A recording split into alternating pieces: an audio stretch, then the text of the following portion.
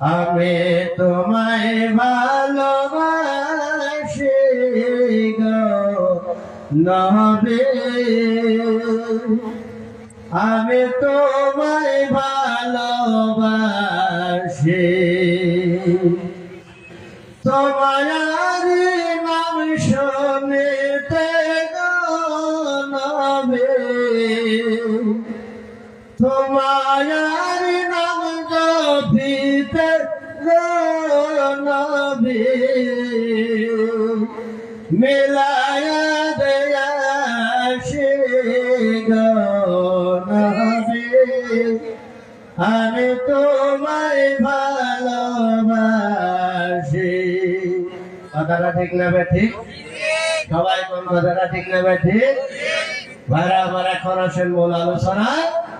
আমার মহান আল্লাহ রাব্বুল আলামিন বললেন, আলিফ লাম মিম যালিকাল কিতাবু লা রাইবা ফীহি হুদাল লিল মুত্তাকিন। আমার আল্লাহ বলেন, এই কিতাবে কোন জাতের সন্দেশ বানায়। এই কিতাবটা কি নাম? তারা সবাই কোন এই কিতাবের নাম কি? আপনারা কোন? এনারা তো জানে। সবাই কোন এই কিতাবের নাম? কুরআন। আমার আল্লাহ বলে, এই কিতাবে কোন জাতের কোন ধরনের সন্দেশ বানায়। এই কিতাব ওই সকল মানুষকে হেদায়েত করবে যে সকল বান্দা আমি আল্লাহকে ভয় করার মতো ভয় করে মুত্তাকিন হয়ে গেছে। বলুন সুবহানাল্লাহ। মুত্তাকিন ছাড়া কখনোই মানুষ হেদায়েত হইতে পারে না। সন্ধ্যা হতে বাবা রাত 1টা 2টা 3টা অবধি উরওয়া শোনার পর যদি আপনার ভিতরে আমার ভিতরে আল্লাহর ভয় ঢোকার মতো না ঢুকে, তাহলে এমন জলসা কিয়ামত পর্যন্ত হয়ে যাবে, কিন্তু বাবা সমাজ পরিবর্তন আসবে না। কথাটা ঠিক বললাম না ভুল বললাম? আজকে যদি আমাদের কোরআনের আকর্ষণ আমাদের মনে থাকতো, কোরআনের ভালোবাসা যদি আমাদের মনে থাকতো, আল্লাহর প্রতি যেই তাকওয়া থাকা দরকার সেই তাকওয়া যদি আমাদের মনে থাকতো, নবীর প্রতি যেই ভালোবাসা থাকা দরকার সেই ভালোবাসা যদি আপনাদের আমাদের মনে থাকতো, তাহলে বাবাজিরা এই 300 মানুষের প্যান্ডেলটা আরামসে ভরে যেত। কথাটা ঠিক না বেটি?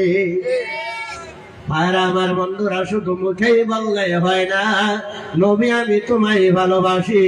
আরো কেউ গান গায়, নবীর কথা হইলে মনে ঘর বাড়ি নাকি লয় না মনে। ভাইরা আমার, বন্ধুরা রে, এইটা শুধু মুখের কথা, অন্তরের কথা নয়। এইটা যদি অন্তরের কথা হতো, আজ আজমল আলীর বাড়িতে জলসা এইটা নয়, আসামের দরং জেলায় অধিকাংশই জলসার ভিতরে এমন পরিস্থিতি। বাবাজিরা আমার, ভাইরা, প্যান্ডেলের নিচে মানুষ নাই, বাজারে গলি খালি নাই। কথাটা ঠিক না বেটি? ভাইরা আমার, বন্ধুরা, আজ আমরা কি মুসলমান হলাম? আমাদের আদর্শ দেখে, আমাদের চরিত্র দেখে, আমাদের আচরণ দেখে অন্য ধর্মের মানুষে প্রশংসা করত। আজ আমাদের আচরণ দেখে আমাদের মানুষে আমাদেরকে ঘৃণা করে। কথাটা হয় না নাই? তার কারণ হলো এটাই, আমরা সবাই নিজেকে নিজে নিয়ে ব্যস্ত হয়ে গেছি, আমরা সমাজ নিয়ে ব্যস্ত হয় নাই। আমি কেমন করে আমার নাম উজ্জ্বল করা হয়, আমি কেমন করে ঘরের উপর ঘর উঠাবো, আমি মাটির পর কেমন করে মাটি কিনবো, গাড়ি থাকতে কেমন করে গাড়ি কিনবো।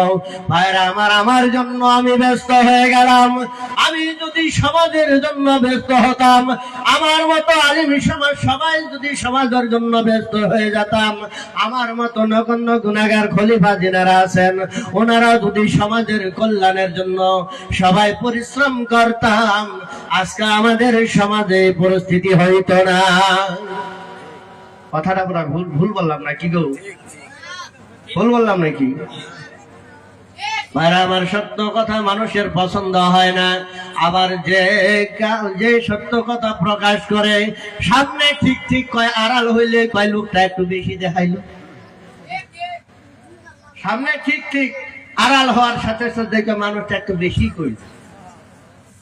এমন আছে না নাই?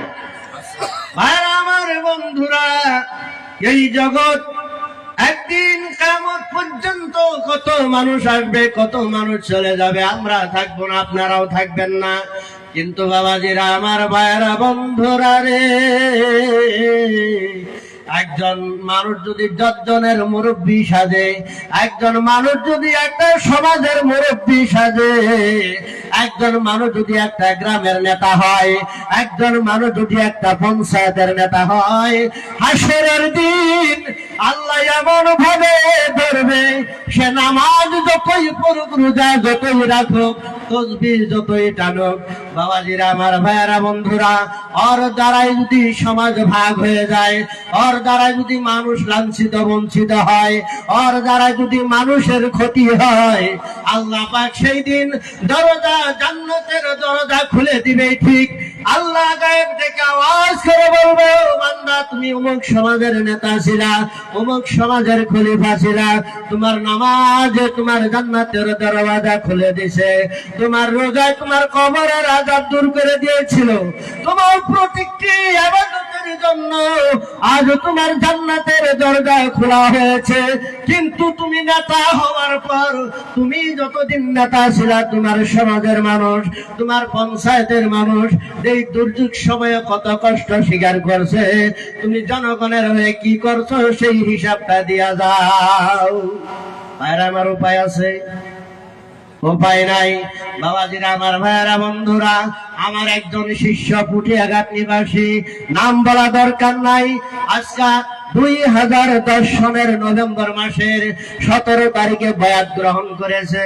ভাইরা আমার, গত বছর আমি গিয়েছিলাম, যাওয়ার পর তাকে ডাক দিলাম, ডাক দিয়ে বললাম যে বাবা তুমি নামাজ রোজা সব করো তো? হ্যাঁ আমি হুজুর আপনার দোয়ায় সব করি।